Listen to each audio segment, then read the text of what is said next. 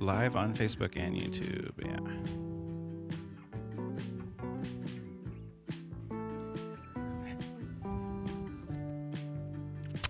Hello, everybody. Welcome to Stonebrooke.Live. It is the month of November. My name is Joe, and I'm the creative director here. And I'm going to kind of be your host as we get things started. We have about, 2 minutes left until we actually begin the stream. We're going to play a game today. So if you're in chat, prepare. We're going to be finishing some lyrics. So yeah, say hey in chat. I would love to give you a shout out. Who all is here? Gabrielle, hello. Good to see you again. Trey, what's up, my dude? Welcome to Stonebrooke.Live. I'm so glad you're here. Now, real quick, a shout out as this timer is counting down. Master Donuts. Look at this thing. Isn't it beautiful? Have you seen a more beautiful donut? Especially locally here in Pulaski County. Hi, Ashley. Hi, Timothy. Good to see y'all. So yeah, we'll be getting things started in just a moment. And I'm curious, what's your favorite donut place in Pulaski County? Can you let me know that? It would be extremely helpful. This is for research purposes, not just personal, but also for Stonebrooke. Let us know what your favorite donuts are. Huh? What's your favorite donut? Are you a Bear Claw person? Are you like a jam filling? I like to go, sorry, y'all don't know. I'm talking to people on the media team right now. I like to go full jelly filled, like no holds barred. I feel like people think it's too decadent for like a morning food item. No, it's not. Lemon, oh, even better, the lemon filled donuts. Yes, I agree. Hi, Missy, Lamb's Donuts, hard approve. Awesome. Okay, we've got about 30 seconds until we're going to have Freddie here with a special host this morning, and then Mark is going to come a little bit later. Before then, you'll see me again checking in with chat, so if you want to say hey or you want to shout out, let me know. Lamb's is Master Donuts. Oh, I didn't know that. Good information. Cool. Well, thank you guys so much for tuning in. Got just a couple of seconds. Freddie will be here. I'm looking forward to hanging out with you today.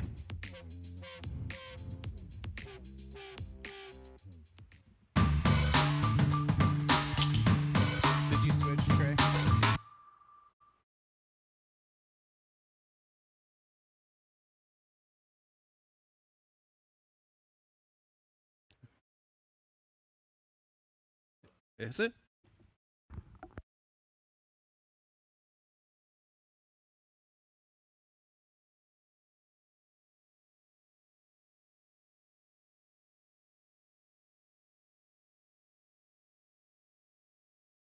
Good morning, SB Nation. It's your boy Freddie here, back with you again for another week. And this week we got a special guest with us. She was in the comments last week, getting all those comments in about what the guesses were. We have Gabby with us this week. Good morning, Gabby. How you doing? I'm good. Hi. How's it going, guys? Good, I'm good. Gabby.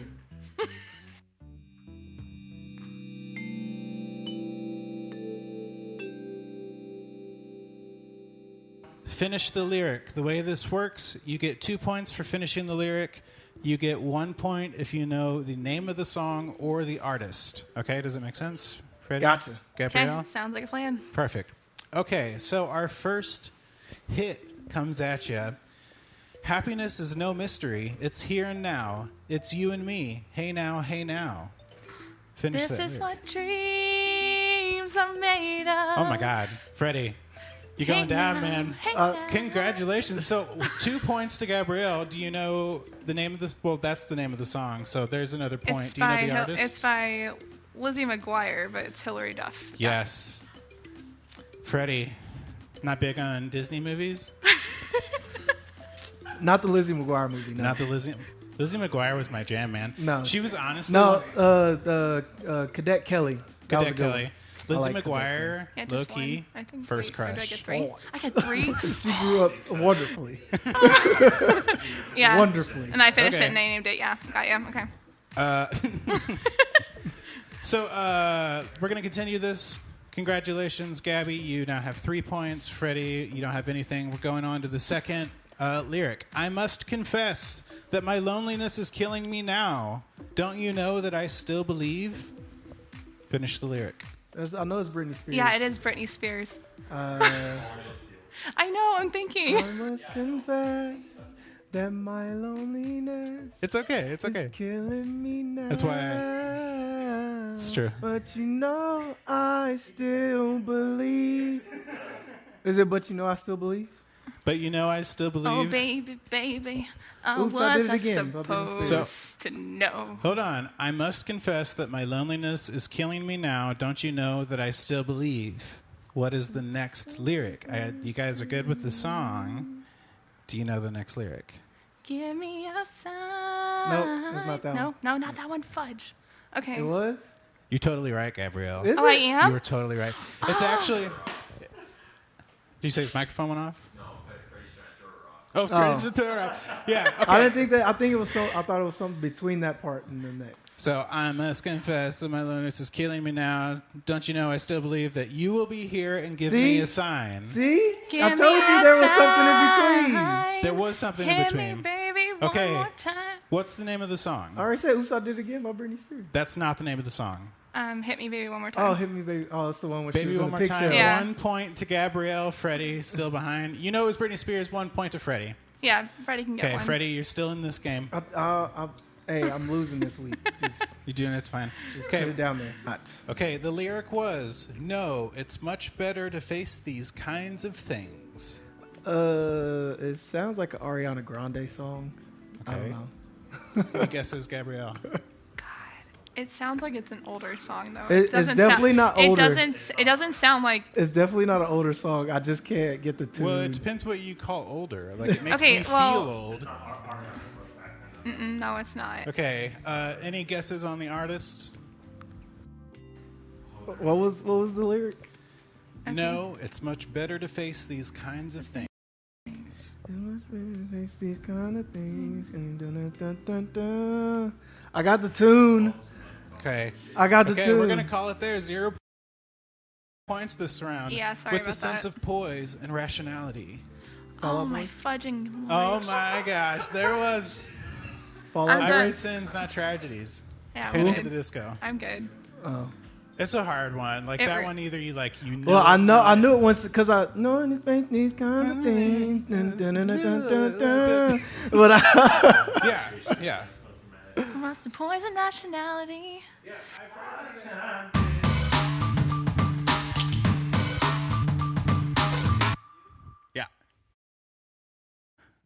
Awesome. Did you guys know those lyrics? I know some of you did. Real quick, we're going to continue. We're going to have Mark up after me, but then we're going to continue the game at the end of what he has to say. But I wanted to check in with chat one more time. Hello, y'all. Let's see. Who haven't I talked to yet? Randina, good to see you. Good morning. Montisha, you're one of our top fans. Kudos to you. Can we get a Montisha in the chat? That would be really dope. Timothy Little. So you guys think that Lambs is now Master Donuts?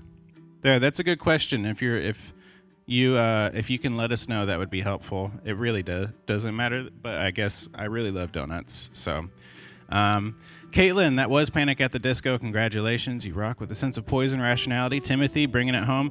So y'all are pretty good at this. Real quick, I wanted to throw this out there. If you'd like to be involved with one of our Sunday morning games, just like we're playing right now, or we've played in the past with the zoom in on the picture thing, we have a lot of different ideas that we want to do, but we want to extend an invitation to you. So if you're interested or you'd like to come spend some time with the media team, comment below, send us a message, anything like that, and one of us will be in touch with you because we would love to play a game with you. But yeah, so we had a question come in. We had several questions come in this last week, but Mark is going to come and answer one of those questions now.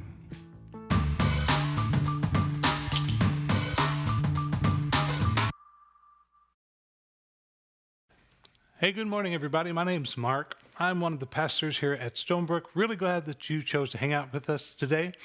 what we're going to do for the next 20, 25 minutes or so, I'm going to talk about, discuss a question that came in. And by the way, if you have questions, we love to have conversations on your questions. It can be anything about God, Jesus, the Bible, Christianity, marriage, raising kids, COVID, the election, whatever it is that you'd like to talk about. We would love to have a conversation, but you can send your questions into 415-SB-ROCKS.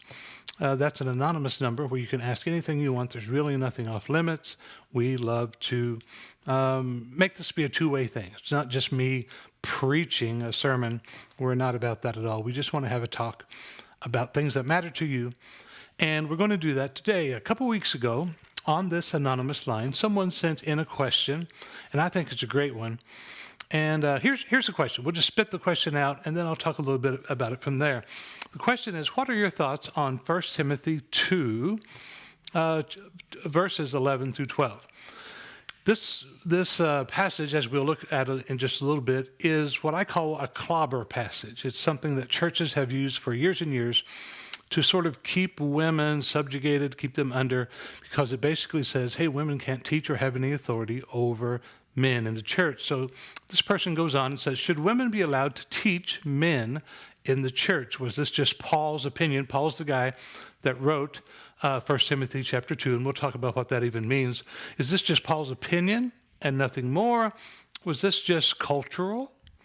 Paul seemed to express opinions of his, like people should remain unmarried. They're referring to another of Paul's letters that he wrote to a church in a town called Corinth, where Paul said, hey, I think everybody should remain unmarried.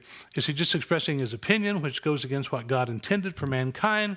He said women must cover their head, once again in a different letter, when praying and in worship. Churches seem to pick and choose things that Paul said to do from doctrine around, and I don't know, to form doctrine around. Sorry, I have trouble reading the question. So here's the bottom line. And what we're going to do is, number one, talk about, does God think that women are second-class citizens? Should women be allowed to do anything a man can do in the church setting? And is there something more that we can learn from this?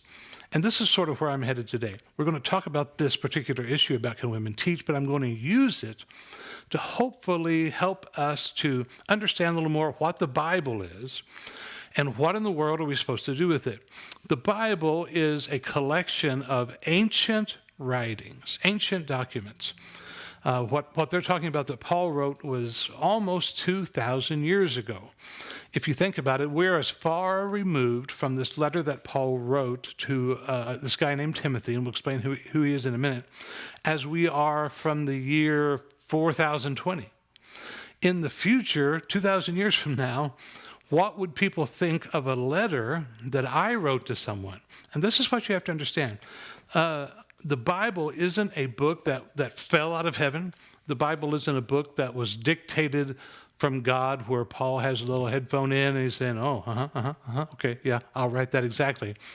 What is happening with this particular passage, and we'll read it in just a second, is Paul went around the Mediterranean rim in the Roman Empire during the first century, and he started what we call now churches.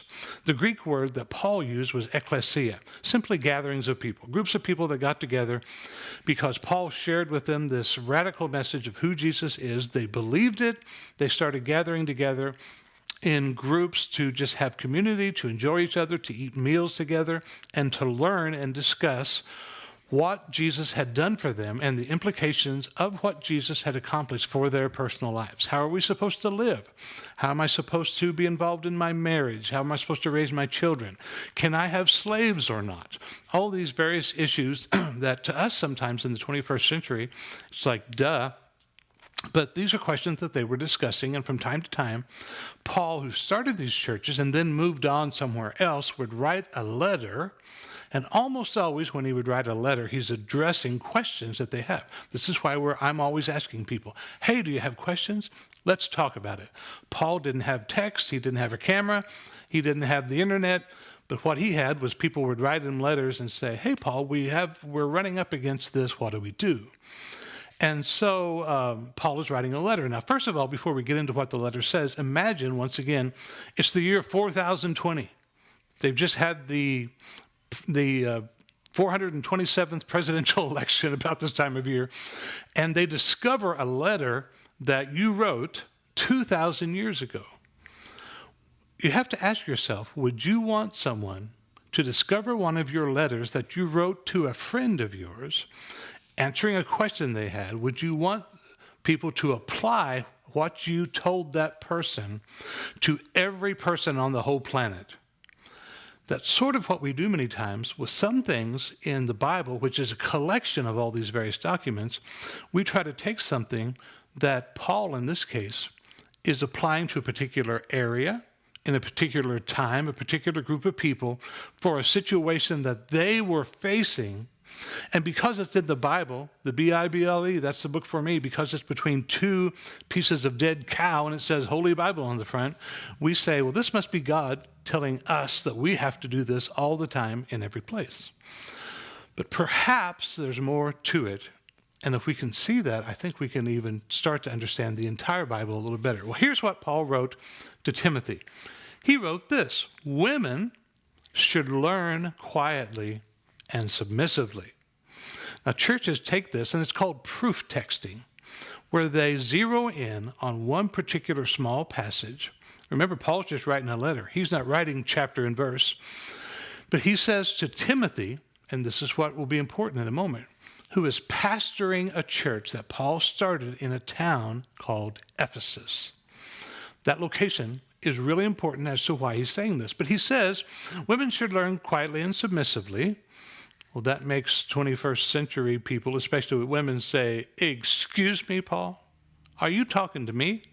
I just need to be quiet. I just need to go sit down somewhere and submit to you men. He goes on and says, I do not let women teach men or have authority over them. Let them listen quietly. And this is where a lot of women in the 21st century say, if this is what God is, well, forget him. And churches say, nope, this is God's order of authority. And we're going to go on to see something Paul says about the order of creation. They say, men are really over women, and women aren't supposed to have these positions of authority in church. They can take care of the babies. They can work in the nursery. They can help out in other areas. But you can't stand up in front, especially in front of men. Now, you can teach boys in Sunday school, but no, you can't stand up in front of men and teach, and you certainly can't have authority like being a pastor. Paul goes on in his letter, and he says, for God made Adam first, and afterward he made Eve. Churches take this and say, see, God is presenting his order of authority in creation. He made men to be in charge. He made Eve to be a helper. Now, let me stop and say something about this. I'm going to go over here and make some really sort of crude drawings on this whiteboard.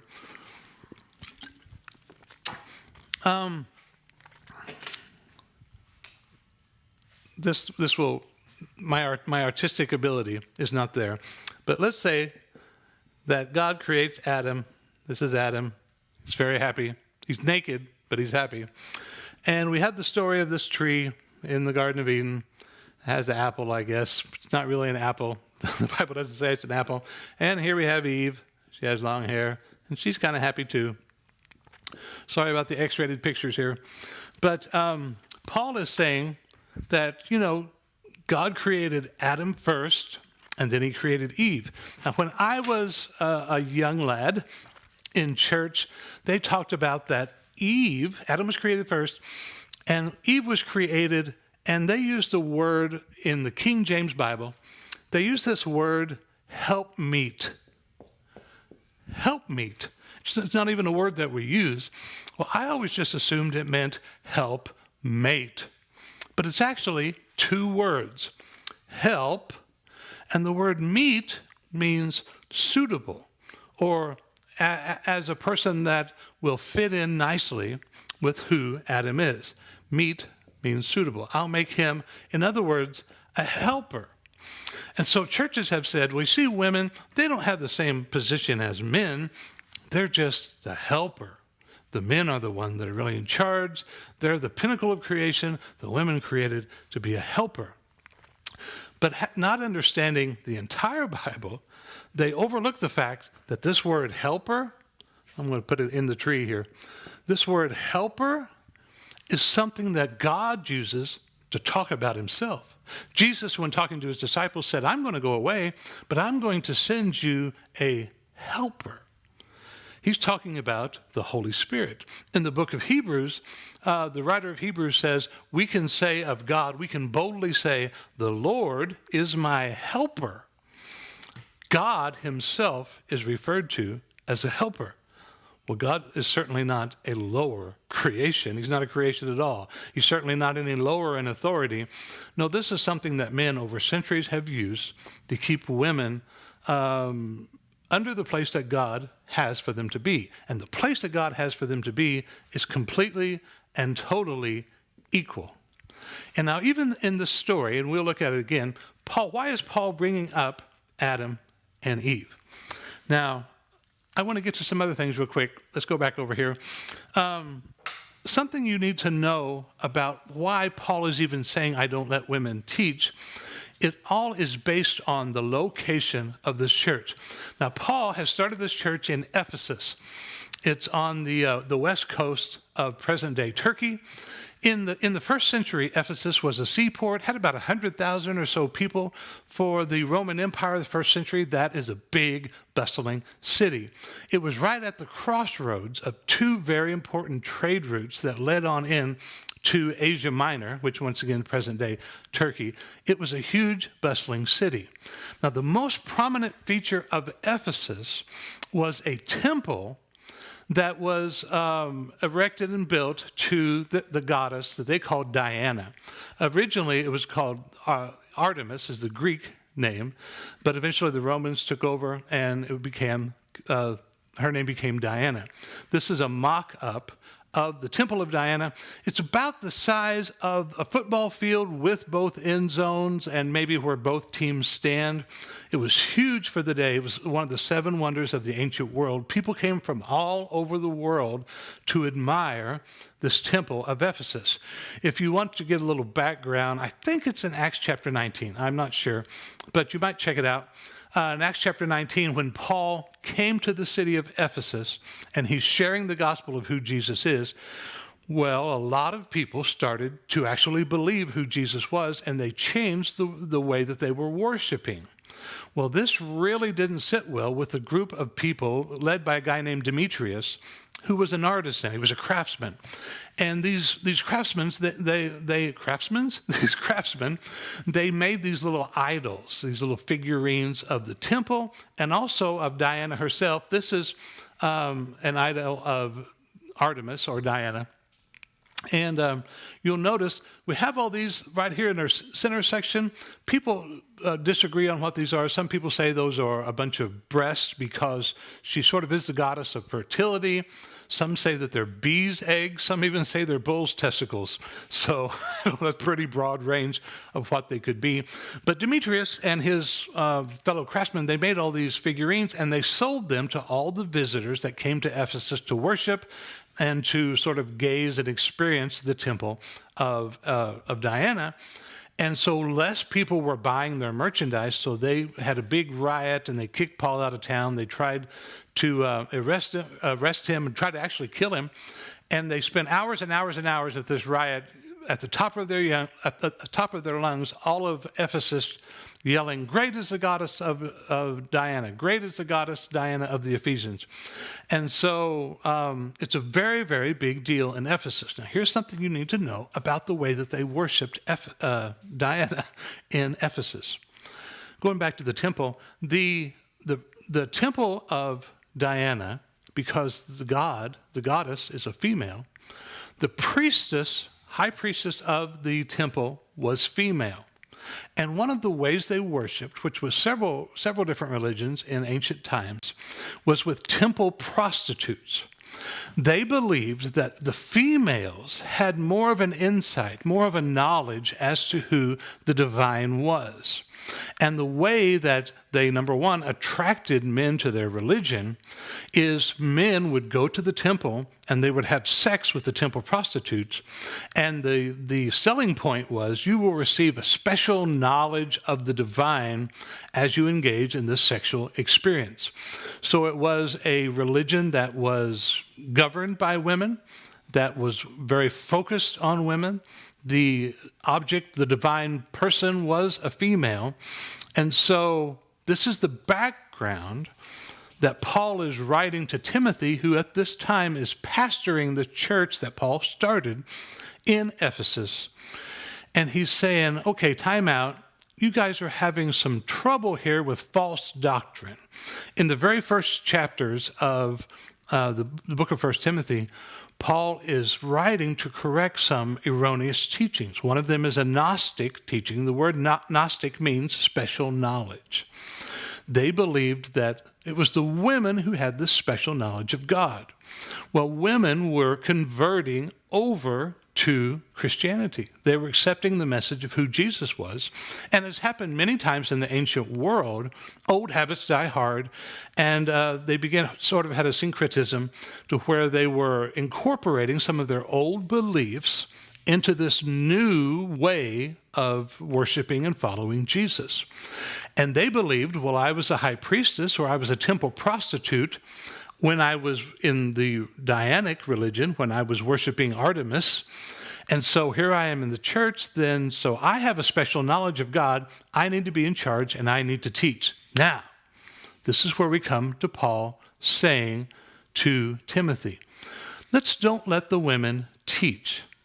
He's talking about at Ephesus, and he's talking about for a particular time and for a particular reason. He says that let's go back to the verse right before that, if you don't mind. It says, women should learn. Now, this is something in our 21st century context we just skip right by and we don't even notice. This is revolutionary. Paul is saying that women should learn. This is something that in the first century, women weren't educated like men. They didn't have the opportunities. But Paul is saying, no, women should learn. But they don't need to be in positions of authority right now. The reason is, paramount in Paul's thinking was his mission of getting out this message of the good news of who Jesus is. Anything that stood in the way of that has to take second, third, fourth place to the prominence, the priority of we have to get this message of who Jesus is out to the people. And in Ephesus, it was being hindered because the people saw that women were being used in authoritative positions, and they were conflating that with, so this is just exactly like worshiping Diana of the Ephesians. These women that are in charge, they must be temple prostitutes. They must be just like the high priestess where there's a sexual thing going on, and so the women are the ones that know who God is.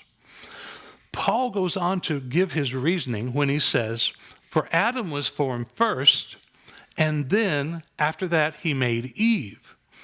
He goes on to explain, and it wasn't Adam who was deceived by Satan. The woman was deceived, and sin was the result. Now, back to the board. The story in Genesis chapter 2, Genesis chapter 3, and I don't necessarily think it's a historical story, but it serves to make a point. God, in the story, makes Adam first. God says to Adam, before Eve is on the scene, he says, now I made a bunch of trees. I won't take time to draw a bunch of trees because I'm a terrible artist. But God, I made all these trees. You can eat whatever you want, anytime you want, but wait a minute, just don't eat from this tree right here, the knowledge of the good and evil. We've gone into what that means. We'll talk about it another time. But for now, suffice it to say, God tells Adam, he has a meeting, he has a come to Jesus meeting. Hey, Adam, just don't eat from this tree. That's all. Eve, in the story anyway, wasn't created yet. Eve didn't hear God say that. It was Adam's responsibility then to pass that information on to Eve. This is what Paul has said to Timothy. He said, I'm leaving you there at Ephesus. I want you to teach other people who will be able to teach other people as well. That's Timothy's whole purpose. I want you to multiply this. It's God's way of doing things. God didn't wait till he had all the humans together to explain the process. He starts with one, and then it's our responsibility to pass that on. It was Adam's responsibility to pass it on to Eve. We figure out in the story that Eve didn't get the memo. That Eve incorrectly even says, when she's confronted by the serpent, that what Adam told her, it's not exactly what God said. She didn't learn correctly what God wanted for his creation. And Paul said the result was not good. He's using that as an example of this is what we need to do in Ephesus. Let's press pause on the women teaching and having authority right now. Let's give them time to learn. They've been in authority in the religion they came out of. They obviously have gifts of leadership, but for now, let's give them time to learn what it is Jesus says. We want them to be able to share what Jesus said. See, we can't take this verse and apply it to everything because Paul in other scriptures talks about Junia, a female, who is an apostle and a co-worker of his. He talks about Phoebe and the church that is in her house. He talks about Nympha and the church that is in her house. These people are in the early church. They are women who are having an authoritative position. They have responsibility for other people. They are teaching. Paul, even for the fact, and we'll talk about this later as part of the question from today, Paul says concerning women that they should prophesy publicly with their head covered.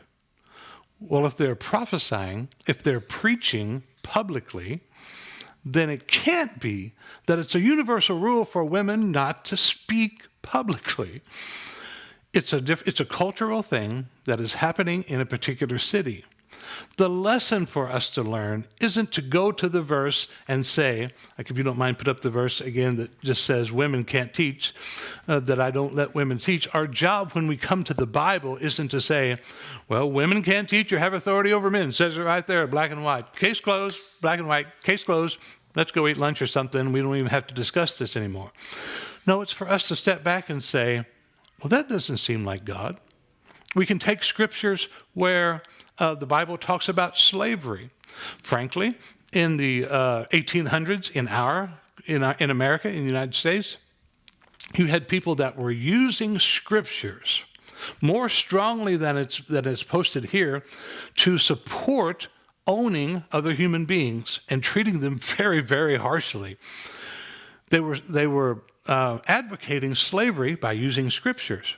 But then the abolitionists came along and used the same scriptures to show that, God doesn't want us to have slaves. Today, almost everyone agrees, hey, it's not a good idea. It's not what God wants. It's not moral. In fact, it's an atrocity to own other human beings, to take away their freedom and have them as slaves. We all agree with that. But the Bible doesn't say that. What the Bible does is set us on a trajectory to understand that's what the culture was then. But even then, it was moving us toward a time where we would finally get some wisdom from Scripture and where we could extract principles from Scripture to finally come to a decision, hey, let's don't own people, okay? Could we all agree on that? And everybody says, yeah, that's probably a good idea. The same thing here.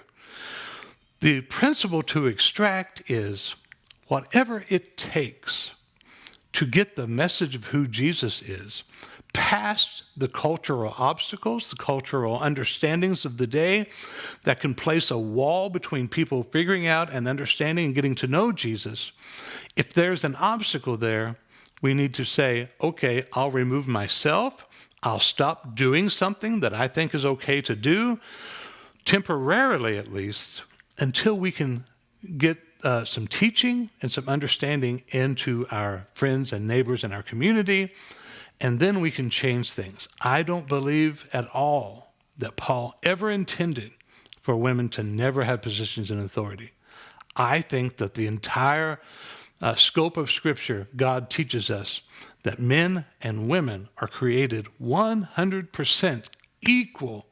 Anything I can do, anything a man can do, a woman can do. There is simply no different. And Paul says that in another place. It sort of seals the deal. Bottom line, there's no longer Jew nor Greek. In other words, it's not a racial or ethnic thing. There's not bond or free. There's not slaves or free. There's not a status thing, and there's neither male nor female. There is no difference in God's eyes. This is something that Paul wrote for this particular time, this particular place, so the message of the good news of Jesus could be shared more effectively. I hope that gave you some things to talk about, to think about. Hey, send in your questions about this. Send in your pushback to this. You disagree? Share why. Let's have a discussion. We'll talk more about these things in the future. We have a great question that we're going to talk about next week that someone sent in. Once again, 415 SB Rocks. Send in your questions. Thanks for being here. I hope you have a great day and an even greater week.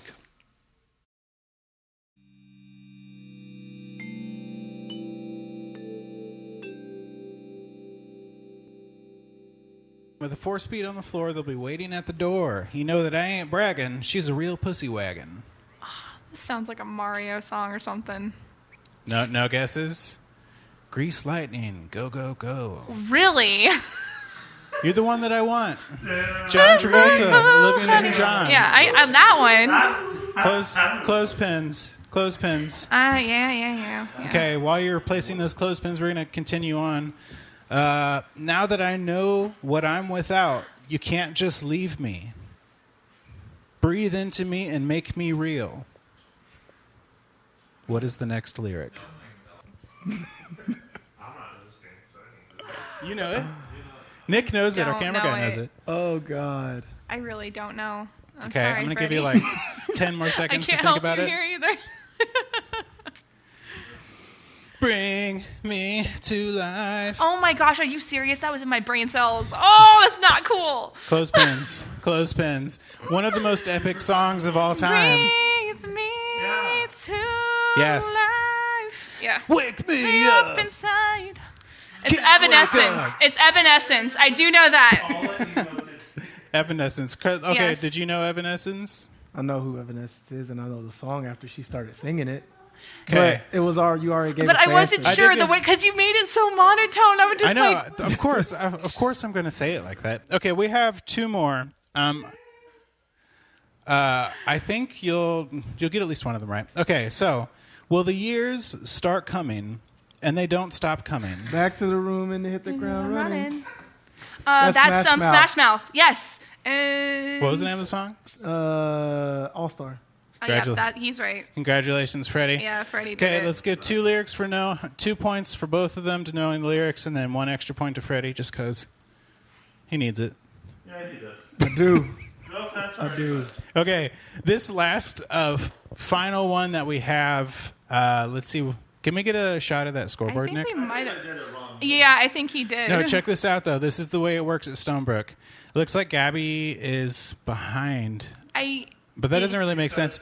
But here at Stonebrook, the last question is the only one that matters. So Okay. let's erase those scores. Oh my goodness. Last ones for Damn, all the Freddie. points. Keep those clothespins. They're here. This last and final, let's go hold back on. to I'm Gabby changing- there, I'm Nick. Thank you changing so Oh my much. gosh.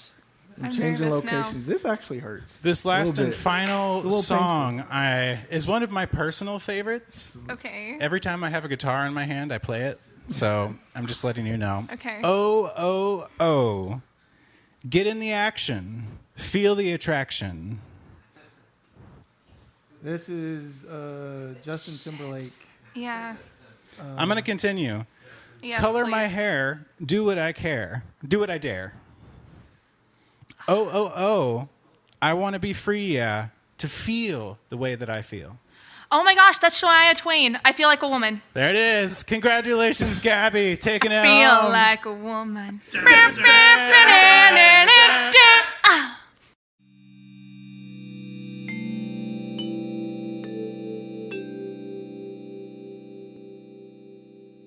Well, guys, this week I went down finally.